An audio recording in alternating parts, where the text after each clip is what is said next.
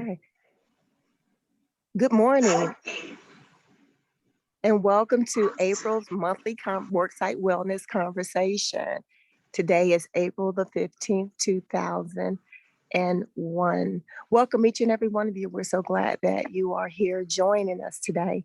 And our guest today is Travis Burgett. He is the president and CEO of Integrated Corporate Wellness Solutions, LLC. Travis has over 17 years of experience working in healthcare strategy and economics, both with employer clients as well as within complex healthcare delivery systems. In 2016, Travis founded Integrated Corporate Wellness Solutions along with Ryan Byers, and for the last 5 years has focused on health improvement within employee populations.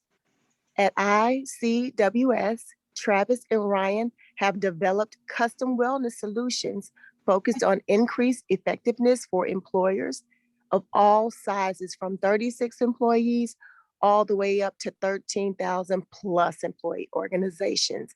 And without further ado, we would like to turn the conversation in the hands of Travis. Welcome, Travis.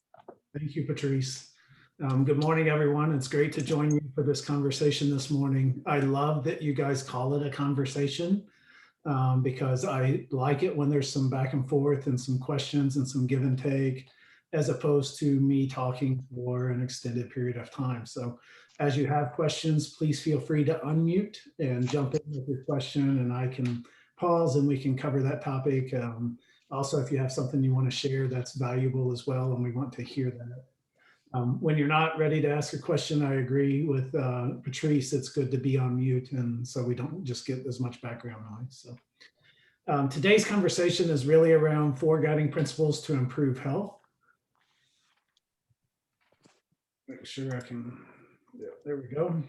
So I am a firm believer that your corporate wellness program should actually impact health and well-being within your organization. I think a lot of times we end up focusing on the administrative aspect of corporate wellness programs. So they become a way to administer a premium discount or a way to add some additional compensation via gift cards or HSA contributions.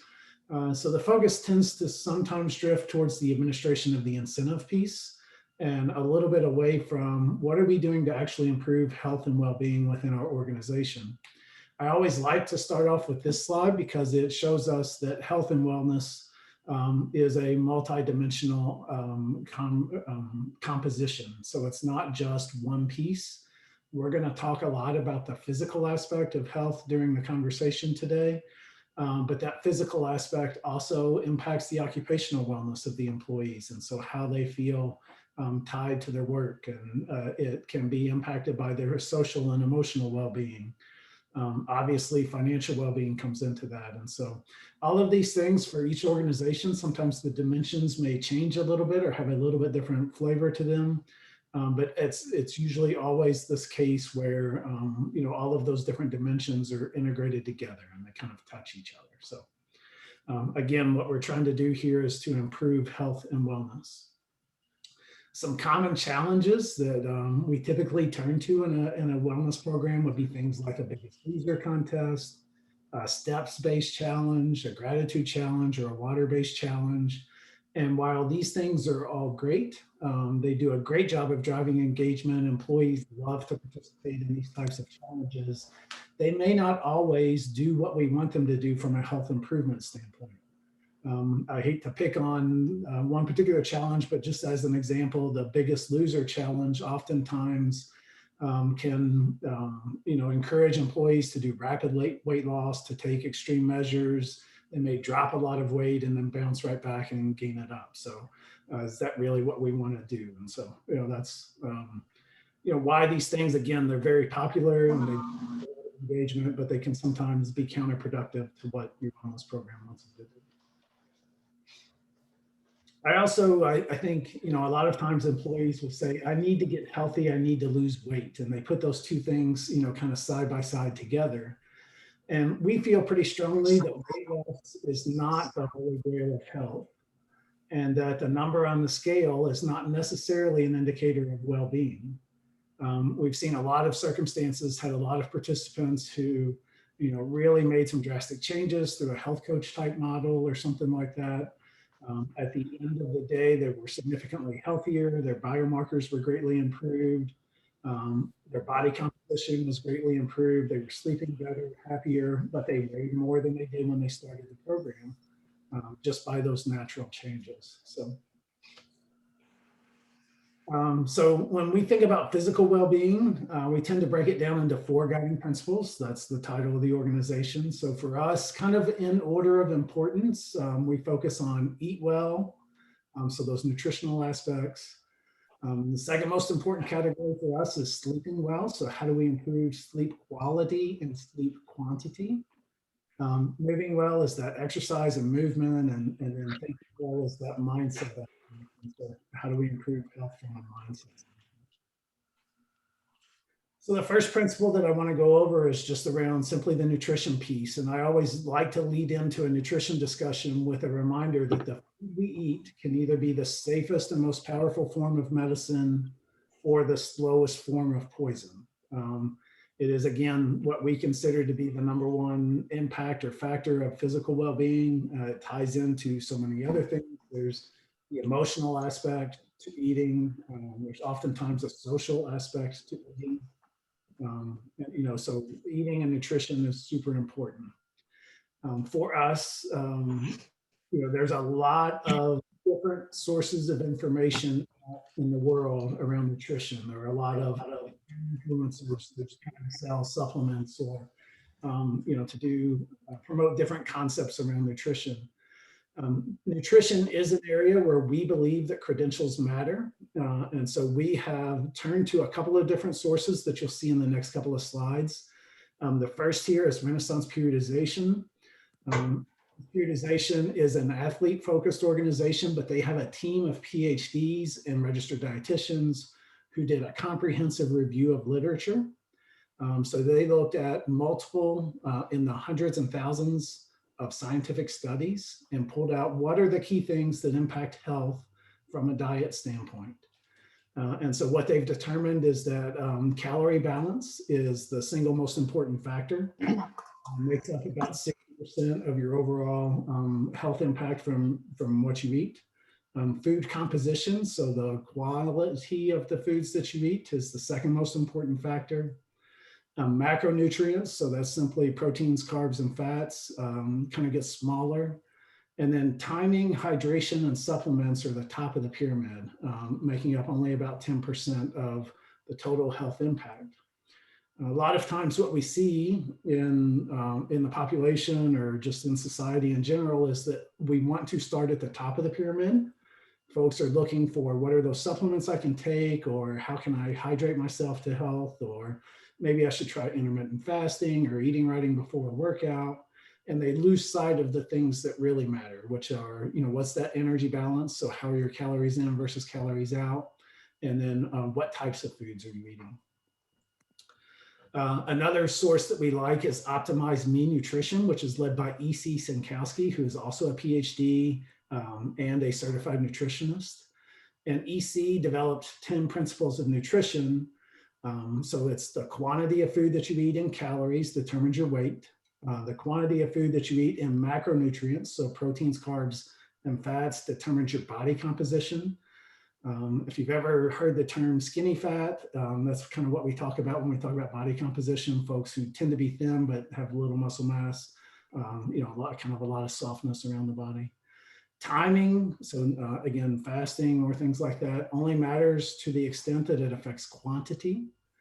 The quality of food, as determined by your micronutrient density, determines your health.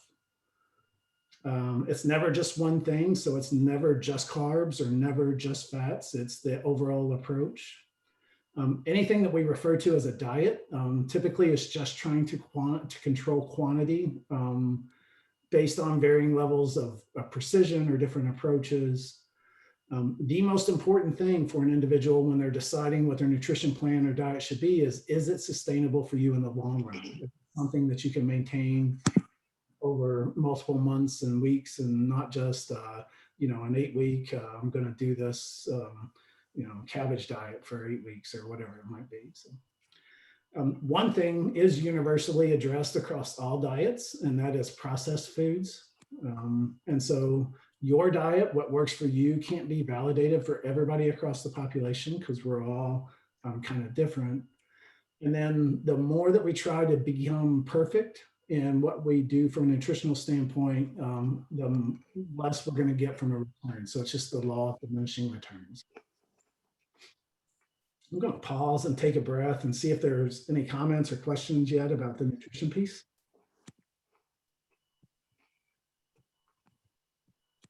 So when it comes to nutrition, kind of building off of that 10th principle, we believe it's more important that individuals develop consistency in their nutrition than it is that they be perfect. And so what happens, what does consistency look like? So here's a sample week. What we're striving for is 4 out of 5 healthy choices. Maybe Monday, you eat pretty healthy during the day, but you feel like having that dessert Monday evening. And so that fits in perfectly well to a nutrition plan. Maybe on Tuesday and Wednesday, you do well, you're 100% whole foods, healthy foods, everything's going good. Thursday is everybody go out to work together for lunch and there's a burger place that everybody wants to go to. It's okay to have that cheeseburger on Thursday afternoon.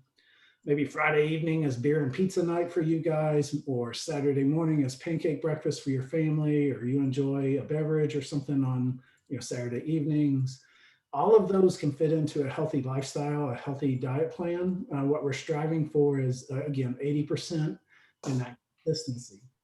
What we want to avoid is someone who gets to Friday night, has the beer and pizza, and then ruins the whole weekend with, just they pile on because they feel like they have to be perfect. They're disappointed by having not being perfect on Friday evening. And so they say, I give up, I'm just gonna splurge for the weekend. So the first guiding principle that you can take back and apply to your Runless program, kind of no matter what, is to improve the health of your population, focus on the quality of foods eaten, not the quantity, not the weights, but we want to focus on quality. And so what are some examples? What does a wellness focus on quality of food eaten look like? I personally love the 800 gram challenge, and you can Google that. That is from Optimize Me Nutrition, and you can apply that at your workplace, kind of no matter what wellness program that you have.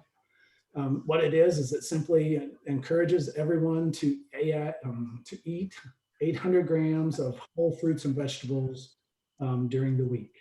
They can be frozen, they can be fresh, they can be canned, but we're trying to add in 800 grams of whole fruits and vegetables to the diet. We're not eliminating anything, we're not taking anything away. 800 grams translates to about 6 cups. If you have someone that says, I hate fruits and vegetables, the only thing I'll eat is bananas, great. Add 800 grams of bananas every day to your diet. Some other ones are simply around beating sweets or holy guacamole, fats, avoiding deep fried foods. These are a little bit tougher. So the holy guacamole is good because you're trying to add in healthy fats, not really things away. The others kind of target specific things, but there's just, again, a focus on quality of food is what we're trying to shoot for here. What do we mean by quality of food? So simply speaking, I bring it down to you want more whole foods in your diet and less processed foods. And so this is a great example of whole foods using oats as an example. So at the top, we have steel cut oats, which are the least processed. In the second level down is kind of rolled oats or old-fashioned oats. There's one that should be in the middle, which is that like the Quaker instant oats that come in the packet and they're pre-flavored. Then we have Cheerios here, which are more processed, and then Fruit Loops, which are highly processed. All of these start with the same thing. So they're all maybe labeled as whole grain oats. You'll see a Cheerios box, 100% whole grain oats. But it's been highly processed, even though the macro content and the calories are the same. It's just not.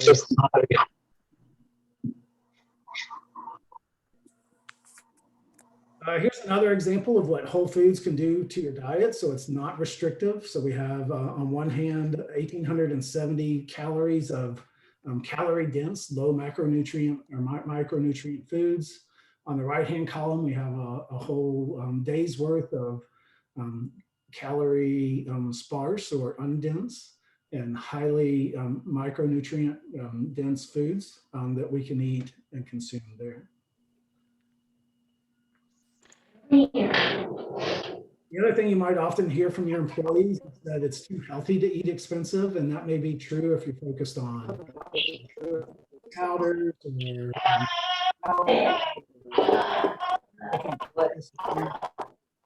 different. Travis, I'm going to pause you for just a second. Hey, everybody, do you mind putting yourselves on mute? We're getting a lot of feedback right now, and it's hard to hear. All right, thank you. Go ahead. Sorry for interrupting. Yeah, no problem. So if you focus on whole foods, things like apples, beans, natural foods, it's not as expensive.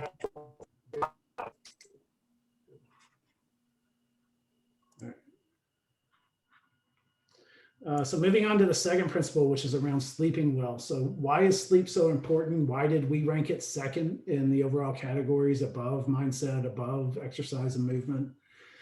That's because sleep is when all of key mental and physical health functions occur.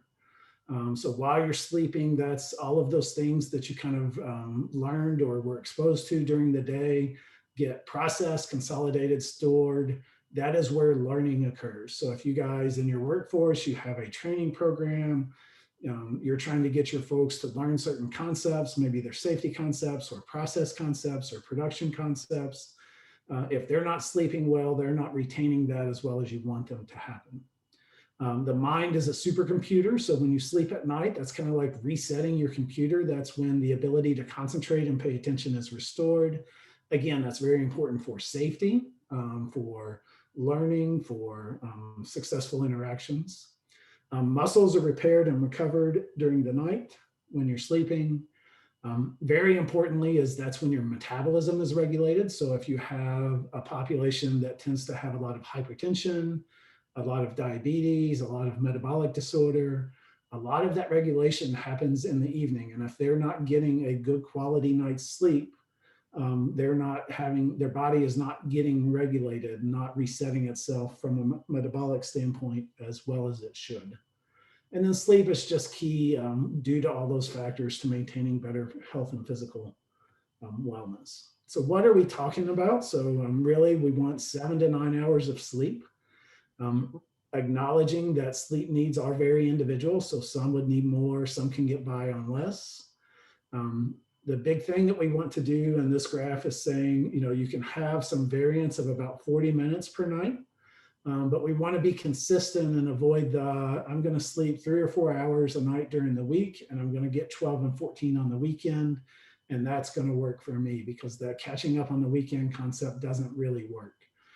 It's more important to be consistent 7 days a week than it is to try and catch up on the weekend. So what is the second guiding principle that you can apply in your wellness program? And that is to promote better quality sleep. I think we would all have a hard time if we went in and told everybody, hey, you've got to start getting 8 to 9 hours of sleep every night. You're probably going to have a lot of people that said, I have kids and they play sports and I got to be at work, and there's just no way that's going to happen. So I think starting by promoting better quality sleep can really have an impact there. So what do we mean by quality sleep? My favorite thing is to set a consistent bedtime. So let's all go to bed at 10:30. If you can be in bed and not on your device, but be in bed by 10:30.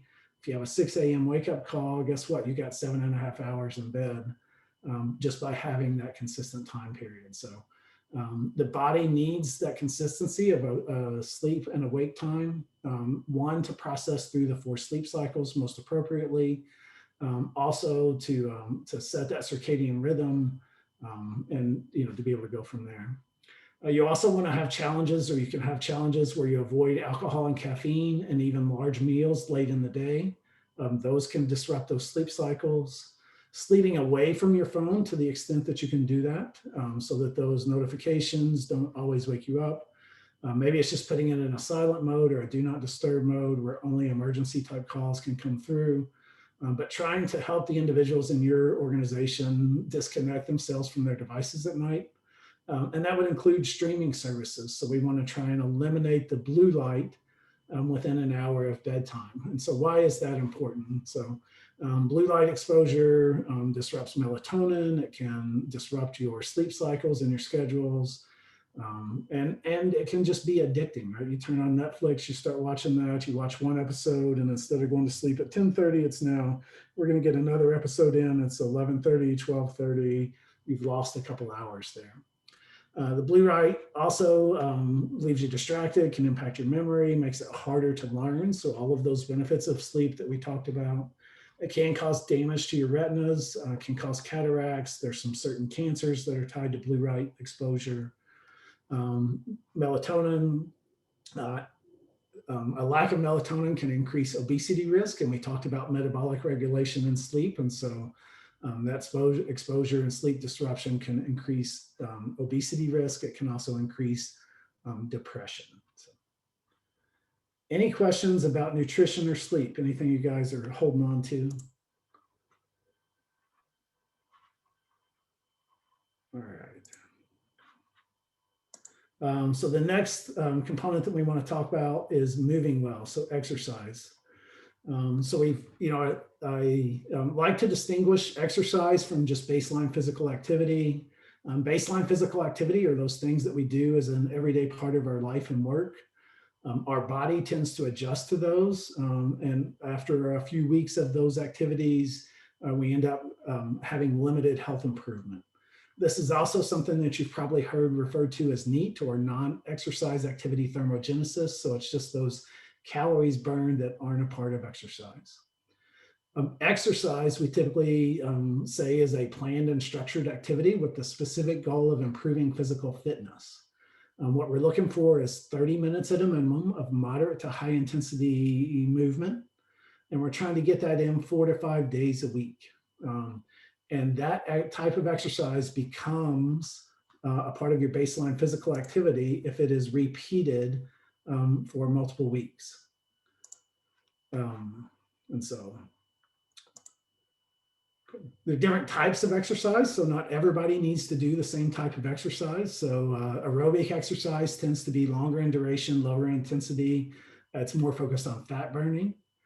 Anaerobic exercise is more intense. So it's like a weightlifting session or a high intensity interval session.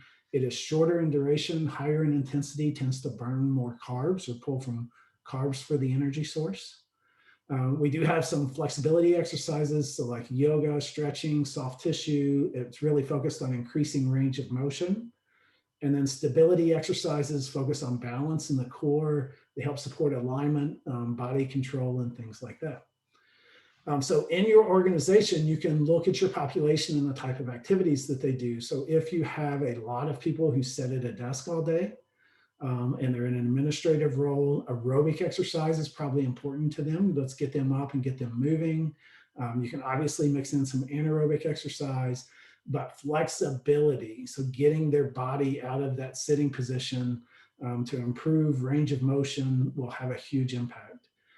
If your organization deals with a lot of back pain, there is a strong correlation between back pain and hip and hamstring tightness. And hip tightness includes the hip flexors in the back. So your hamstrings, your glutes, your hip flexors all connect in the lower back. And by implementing a stretching or yoga type of routine, you can actually eliminate a lot of that back pain. I like to use the example of a mail person who maybe lives in a city and they walk from house to house delivering a lot of mail. They're getting a ton of aerobic activity during the day, so they don't need to then go after work to the gym and get more aerobic exercise. They should probably focus on some anaerobic type exercises or maybe some stability exercises, because if they have to walk across an unstable surface or different things, having that stability or that core training can be key. They're carrying that bag of mail on one side all day, maybe they're imbalanced and they're leaning towards one side. So when it comes to exercise, you can take a look at your population and the types of works that they do, and maybe pick one of these categories as being more important to you. And again, when it comes to exercise, consistency is more important than perfection. So you're better off finding a good workout and doing that most of the time than saying, you know what, I think this type of workout is perfect and I want to do it, but I have to have this special equipment, or I have to have access to a CrossFit gym, or I have to have this specific instructor to work me through it. And there's some barriers to having access to that. So I'm not going to do that all the time. So that would be less effective than just doing something good most of the time. So the third guiding principle when it comes to movement that you guys can take within your organization is to promote this concept of progressive overload, or increasing over time. The specific type of exercise is less important. So I would encourage each individual to find something that works for them that maybe offsets their daily work activities, so that baseline physical activity. And then we want them to find something that works for them, and then to build effort to force adaptation over time. Eventually, an individual is going to hit limits of ability or age or gender, so they're not going to be able to run faster and faster and faster and faster forever. And so that's when variation becomes important. That's how they can provide the additional stimulus to improve health or to drive bodily adaptation by varying the types of exercise they do. So what are some examples of a progressive overload? So maybe you are doing a steps-based challenge and you've got your folks going out in the evening after dinner, they're walking a couple miles. How do we add to that? Maybe they walk a little bit faster, so they're still walking 30 miles or 30 minutes, but instead of getting 2 miles in that 30 minutes, they're going to get 2.5 miles. Or maybe instead of walking to the right out of their front door, which is kind of a flatter route, maybe they're going to take a left-hand turn out their front door and walk uphill one way and downhill the other, which changes that stimulus and that effort. Obviously, they can extend the time period, or they can add a backpack. Those are all different ways that you can build over time. So it's farther distance, same pace for a longer time, more repetitions, more weight, more range of motion. So maybe they're going to start, if they're doing squats or body weight type exercises, they're going to start with a squat, a half squat to a squat to parallel to a squat below parallel. All of those different options. And then I'm a big fan of functional movements. So here's an example of an older gentleman who's doing a variation of a squat, a variation of a push-up, a variation of an upper body pull. And if you've ever heard of a burpee, he's doing a variation of a burpee, which is simply lowering himself to the ground safely and getting back up. Why do I like movement and functional exercises as a part of your health and well-being program? Because that's what we all want to be, as functionally independent as late in life as we can. And if you're not helping your population get to that standpoint, then we're not getting everything that we can out of the exercise components. Any questions about movement before I move on to the mindset piece? All right, I see some chat reminders and things like that. I try and keep an eye on that as well. So great. So we've talked a lot about the body and the physical piece. And so what is the mindset, and how does mindset relate to physical wellness? So mindset helps us manage stress, to provide personal accountability for us, a positive outlook. I love this saying, which is, your body is a strong machine, but you need to fuel it with a powerful mind. Here's Captain Jack Sparrow, right? What if the problem is not really the problem, but the problem is our attitude about the problem, or how we perceive it? How many times have you thought, if I could only get my employees to look at this in a different way, or to not focus on the issue, but how to solve the issue, or what they can actually control and do about the issue? Yeah. One of the greatest weapons that we have against stress is our ability to choose one thought over another. So when you're faced with a stressful situation, am I going to look at this in a doomsday type of scenario, like, oh my, this is bad and I can't do anything about it? Or oh, this is a challenge, but let me find, the positive in it, or let me find a way to work through it. All of that is related to mindset. I love this quote, which is self-control is strength. Calmness is mastery. We each have to get to a point where our mood doesn't shift based on the insignificant actions of someone else. Don't allow others to control the direction of your life. Don't allow your emotions to overpower your intelligence. Again, we're all intelligent human beings. We have the ability to choose one thought over another. Emotions add great beauty to life, but they shouldn't be the controlling factor. We should use our mind and our intelligence more so than our emotions when making decisions. So, positivity. So what happens when your population is thinking positive? They tend to be stronger, more encouraged, happier. They're going to be more motivated and enterprising. So what does that mean? They're going to be more productive in your workplace. Imagination is going to tend to grow. They're going to be optimistic and looking forward to the future. And they're going to be more determined to make it through this rough spot or this tough time or this challenge or adversity that they're facing. So the fourth guiding principle, what can you do around think well within your population? And that's really to encourage the development of a growth mindset. And it's hard to do a show of hands, but has anyone in the group kind of studied fixed mindset or versus a growth mindset? With the fixed mindset, you tend to get, I was born this way. I come from a family of diabetics. I'm destined to be overweight. Your corporate culture can really impact this. So, and what we're trying to do is empower the individual to grow and develop. So what does a growth mindset look like within your organization? So, successful people kind of begin with two beliefs, and these two beliefs are key to a growth mindset. The first is the future can be better than it is today, better than the present. And the second is I, as the individual, have the power to make it that way. Again, what we're trying to do is encourage people not to sit back and wait for the organization to do something for them or the organization to fix a problem that they're facing, but you want them to believe that they can have the power to make life better. And so what does that look like maybe when they're feeling discouraged? So someone with a growth mindset would say, this is tough, but so am I. Versus someone with a fixed mindset is going to say, this is tough, I don't know what to do about it. The second piece is I may not be able to control this situation, but I am in charge of how I respond. Versus I can't do anything about this, so I throw my hands up and kind of I'm done with it. The third one, I haven't figured this out yet, versus I can't learn this. Number four, this challenge is here to teach me something. So it's an opportunity to learn, not an opportunity to look bad or whatever. So, and then number five, all I need to do is take it one step at a time, breathe, and then do the next right thing or take the next step forward. So just keep moving forward. So there are some zones that are kind of widely acknowledged. The comfort zone, we all like to stay in the comfort zone, right? That's where we feel safe, we're in control. Once we start to get pushed out of the comfort zone, you'll have a lot of fear. So I'm not real confident in this situation.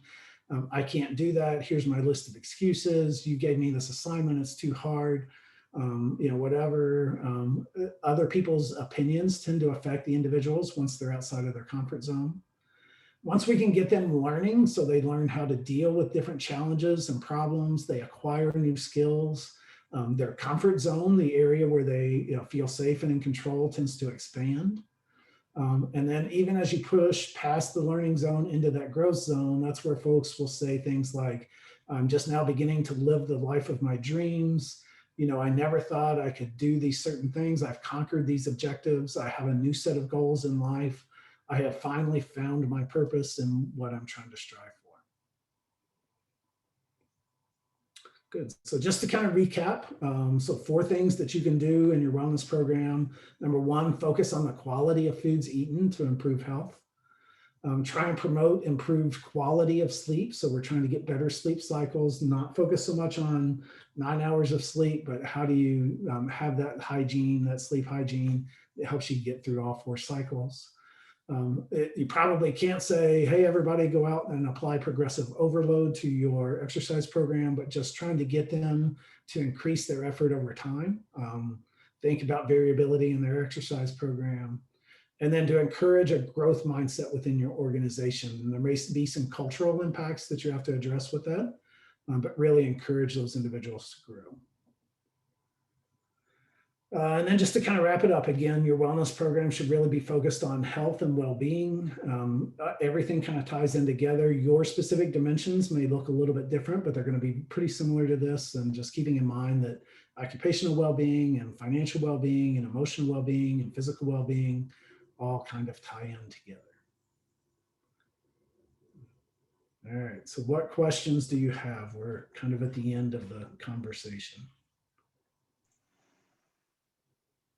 I have a question for you, Travis. Can you share with the group how things have shifted within the COVID world? So when people are going remote, how have wellness programs shifted, and what are maybe some ideas that we can implement in our own workplaces?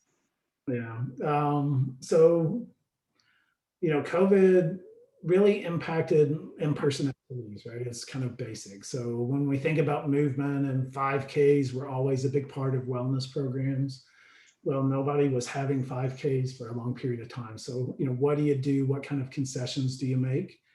And so again, it kind of, you turn it back towards the individual who may be at home or may not have those community-based activities to go to kind of create their own 5K, to create their own route, to kind of go that way. A lot of focus on home ergonomics. So when we talk about like posture and stretching and soft tissue health, so there's a lot of focus on how do we teach folks to be healthy in their home work environment. How do you, from a nutritional standpoint, kind of keep them from grabbing the cookies and chips out of the pantry, and again, focus on the quality of foods eaten. So it's shifted to a lot more to individual type of health events and activities versus, kind of the group. We're going to have a walking track around the workplace, or, things like that. The mental health aspect has also become very prominent. And I think that's where, again, that growth mindset comes into play. So when your population gets challenged by a tough time and they feel disconnected, and what's their reaction going to be? Is it going to be, man, this is tough and I don't know what to do, and I'm going to grab a bottle and drink more, or I'm going to yell at my spouse, or all of those things? Alcohol consumption has increased, relationship abuse has increased, all of those things. So if you've got that baseline of a growth mindset in place in your organization, then that individual may look at it, hey, this is a challenge and I'm socially isolated, but what can I learn during this time period? Maybe what new skill can I develop? Things like that. Hey, Travis, this is Annetta. Thank you so much. This has been a really great presentation. I just wanted to thank you for that, but I had a question, and some of it you touched on a little bit. In terms of companies that are coming to you, what kind of challenges are they presenting, needing help with? And this could be pre-COVID and versus after COVID. Yeah, so we have helped a lot of companies with the 800-gram challenge. So again, we don't own that. That's from Optimized Mean Nutrition, but we've helped companies implement that where they're focusing on whole foods. A really popular nutrition challenge that we've used a lot is a food tracker challenge. So when you start thinking about increasing awareness of what it is that I actually eat, both from a quality and a quantity standpoint, that's been big. We've done, some steps challenge, some activities challenge. So we're seeing a lot of requests from participants to get credit for things like biking and swimming and those things that aren't necessarily steps related. And so we've done a lot of challenges around just activity levels and movement. We've done the learning growth mindset type challenges. We've done, a lot of focus. The steady bedtime is a big challenge that we've done as well. Thank you.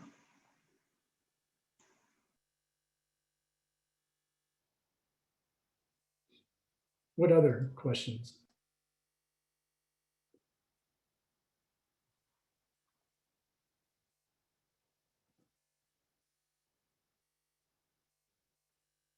Good. Travis, I'd like to just thank you for your time. Awesome presentation, wonderful content, something that we all can definitely not take back to our work groups, but actually implement in our own lives. So we want to thank you for just great content and your time. And please, if anyone has any questions before we get off, I want you to take advantage of this opportunity to pick Travis's brain while we have him here. I actually have a question. Yeah. We have a lot of our groups that we work with. They have people who drive a lot. They're truck drivers and things. They're in and out. They're having to grab food quickly. They're obviously not able to exercise. What are some of your suggestions for groups like that? So truck drivers, that's actually a common question that we get. There's a lot of challenges, and whether it be truck drivers or delivery drivers or couriers, or even like a home health nurse or somebody, right? Anyone who's sitting behind the wheel a significant amount of time. So any education you can do around healthy snacks or healthy meals on the go is big. I think meal prep education. So how do you plan ahead for the day to come? Versus if they go into that day and they haven't planned anything, then they're going to stop at the gas station and grab 2 hot dogs and a burrito and a bag of chips and a sugary soda, right? And that's not really. The other thing is when you're sitting and you're kind of hunched over driving and you're in that position all day, flexibility and posture become a big issue. And so empowering them with some basic, easy to do kind of stretching exercise and posture improvement exercises is very important. Okay. And as far as like walking and just kind of getting that movement, do you have any suggestions for that? You know, it depends on the driving situation. So are they an over the road truck driver where they're, you know, trying to log their hours and they're only taking the kind of DOT required breaks, and, you know, it's kind of hard to fit that in. So you can provide them with resources around walking tracks or where they walk, but they're probably going to be hesitant to, you know, kind of take on that type of, I've got to stop at this truck stop, but when I do that, I'm going to go down the road. I'm going to walk a couple miles and get some steps in. So, Yeah. you know, it's a little bit different if they're kind of a delivery driver and they're making multiple stops within the day. Then you can, you know, kind of promote, you know, let's park a little bit farther away, or hey, you know, take a couple laps around the building every stop that you make, or when you make a stop before you get back on the road, let's walk, you know, for 5 minutes. So I think 5 minutes an hour can really have a big impact from a step standpoint. But again, for an over the road trucker, that's going to be a different kind of challenge. Yeah. Okay, great. Thank you so much. You're welcome.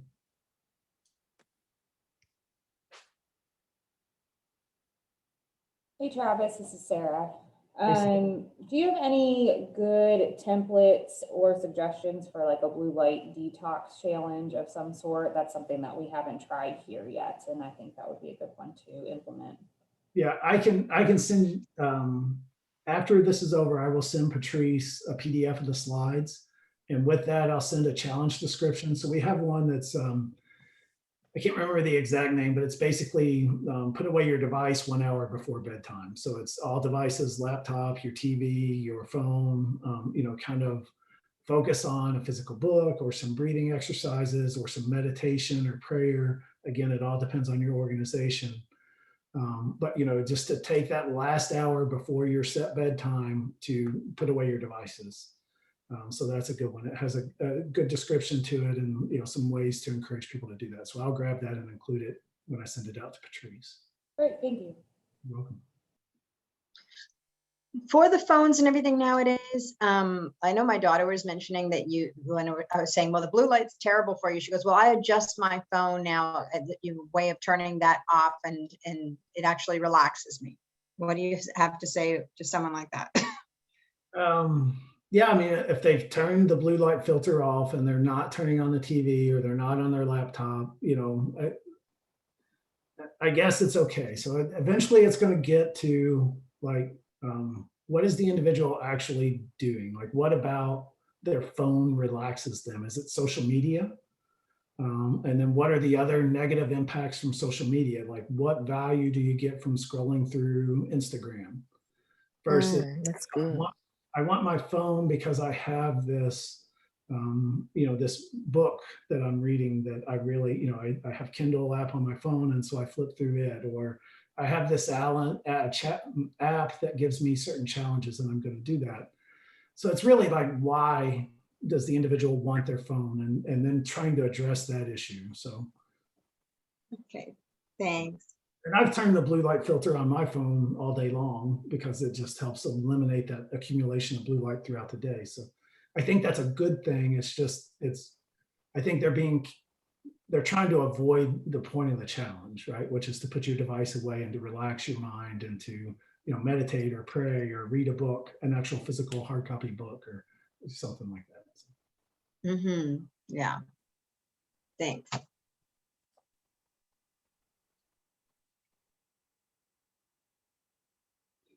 Are there any other questions, or let me check the chat, see if there's anything in the chat. Someone said that you can set time limits on most apps and it'll warn you when you have 5 minutes, then begin. I guess then it says stop, and you will go get to realize how much you're using an app. So that's a great alternative as well to keep you in that particular time frame. And I think that ties into, the growth mindset as well. So it's, as an individual, what are you using your spare time for? Is it just mindless scrolling through social media or liking, Facebook posts or whatever? Or are you using that time to, set a plan for the next day or to learn a new skill or whatever? And so I think that's great, Travis. It kind of puts me in the mind when you were talking about the quality of food.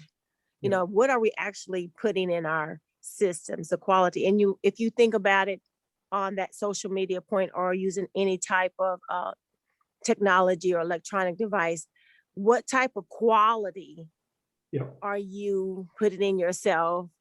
Is it worth your time scrolling through Facebook or using some other app versus taking some time from that, actually going to bed and getting that quality sleep? So it's this versus that. And what is more important to you? What is going to yield you a much better profit? Is it going to profit you to stay up an extra 10 minutes or in front of that blue light, doing what, versus putting that away and taking that time to actually wind down, go to bed, that extra 10, 15 minutes of sleep? Which one will yield you the most growth? And so, that's a great way. That's kind of what went through my mind as I was listening to that. So if we just start changing the way we think about certain things and pressing those against this or that, then I think we will probably make better and healthier choices for ourselves. That's really good. I'm just so grateful and appreciative to you. And if there's not any more questions, this will end our conversation. Thank you, Travis, once again. Very informative, very educational. And I believe we will be able to have this put on our website. And I believe you're going to send me some more information as well. And we'll get that on our website along with Travis's contact information. If you all want to contact him with any further questions, you can visit our website to do so. And that should be up in the next day or two. So without further ado, if there's not any more questions, comments, or concerns, we're going to say, have a wonderful day. Enjoy yourself and be healthy. Thank you all for having me. Thank you, Travis. Thank you.